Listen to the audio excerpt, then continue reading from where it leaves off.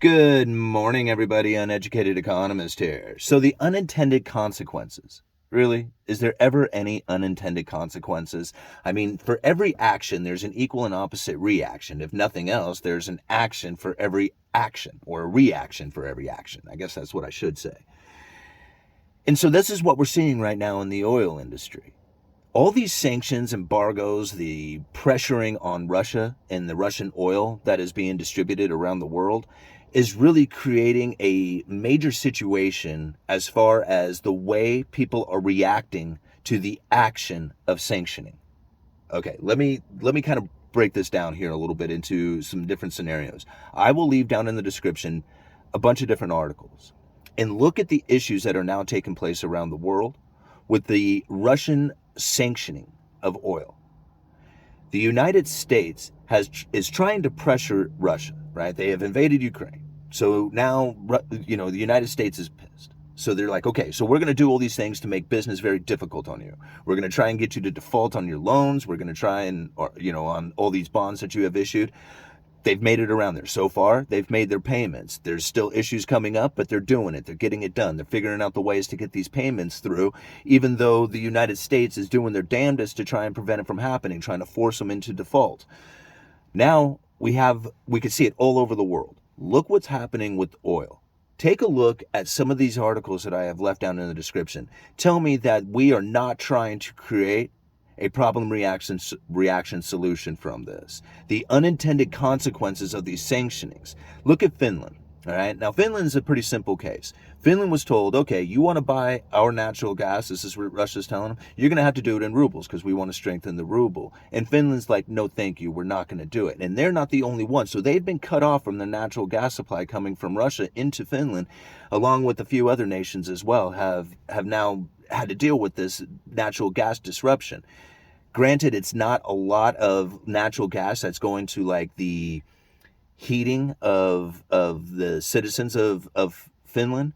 It goes more to their industrial use as far as like their factory purposes and stuff like that. But still, it shows the disruption that is starting to take place. But that's just a simple case. You can imagine that like happening through other nations, in the area. But look what's happening to things like some major cases, like things like going on in Italy. Because of these sanctions and the cutting off of bank transfers of funds, this Italian, I guess, oil refinery company importer is Russian owned. But typically they only import 30% Russian oil. But because they've been cut off from their funding as far as available credit because of these sanctions, now they have to import 100% Russian oil because that's the only place they can get oil from because nobody else is offering them any credit. So you think about that. Here they were trying to prevent Russian oil from leaving Russia from going around the world, and yet here Italy is importing quadruple the amount. The unintended consequences. Is it really unintended? Now we got cheap oil flowing in. Hungary. Hungary's is gorging on this cheap Russian oil, and apparently it's causing a rising of the right-wing culture. I have the feeling to think that that's a little bit more about propaganda, but still, it's an article that's out there, and it's a thought that's being made. They're sucking it up too. I got a list here. China's sucking up that cheap Russian oil as well. Greece, here's an interesting one. Greece is doing oil transfers. So it's not even like oil's not even making it to land. They're going to Greece right outside of the ports, I'm assuming, and they're doing oil transfers onto other tankers. Who knows what kind of issues are coming from that? Where's that oil going from there?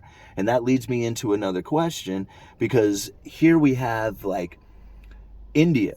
India is also gorging on this incredibly cheap Russian oil. And guess what? The United States is importing a lot of fuel coming from India. Think about that for a second. Russian oil is coming into India, getting refined, and then that refined fuel is going to the United States. The United States is essentially purchasing oil from Russia. Right? These are the things that are happening here. What else is going on? Some smaller cases. Russia is using those unused tankers that nobody wanted. They didn't want to insure them, so Russia's like, that's fine. You don't want to insure these things and use them, we'll use them. We got plenty of people around the world who want this oil, and we're going to get it to them. And it's happening. And then Yellen. She wants to put another type of sanction on Russia. And what she's telling them is that we're going to cap your oil. That means other nations around the world can only pay so much for the oil. We're going to make it very difficult for you to profit off of this stuff. This is what she's going to try and do. I tell you, it's going to create a problem reaction solution, and people are going to not realize what's happening here. They're going to look at this and say like, oh man, all these problems out here that have been created, and they're actually more damaging than we thought, right? But I know they know that that is going to be a complete horse. That's going to be BS. Okay, when we get this information, like look at all these articles. When you start combining all this information, they're going to start saying, look at all the damage this is doing around the world, and how all these people are trying to get around these sanctions and try and profit from this cheap Russian oil. And here the United States is essentially buying Russian oil through India. I know what's going to happen here. What's going to happen is the same thing that's going to happen to food. It's going to be the same thing that happens to all commodities. It's going to be the same thing that happens to our money and right down to the very hourly wage that we earn.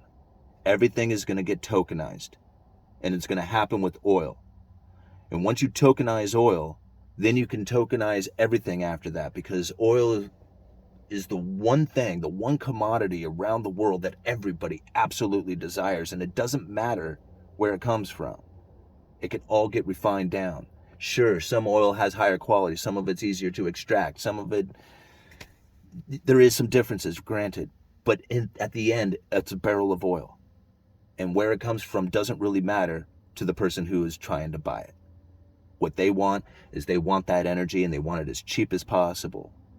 And so long as these things that are happening because of the oil sanction or the sanctionings on Russia and the oil embargoes and all the workarounds that are needing to be taken place, I can only feel that this is going to force a tokenizing of all oil industry, so that everybody knows exactly where every drop of oil came from, what refinery it came from, who's profiting off of it. And this is a way to do it. You create the problem, you create a major issue. And this is what's happening right now. Once you do oil, you can do the rest of everything else. Watch it happen. You're going to see, like at the same time, the rise of the central bank digital currencies around the world, because the United States is probably going to be the last one to do it. But you're going to find that central banks around the world, as they go into default, as they start to fail, like watch Sri Lanka, I bet you they emerge with the central bank digital currency. Just watch. I bet you that happens. And as these other nations fail and they emerge with their central bank digital currencies, they're going to start tokenizing all their commodities, all their exports. Once you tokenize it, we'll be able to follow, track, trace, and do all the scary stuff that everybody seems to think is happening. All right, I got to go to work. I'm late already. Uneducated economist, you let me know.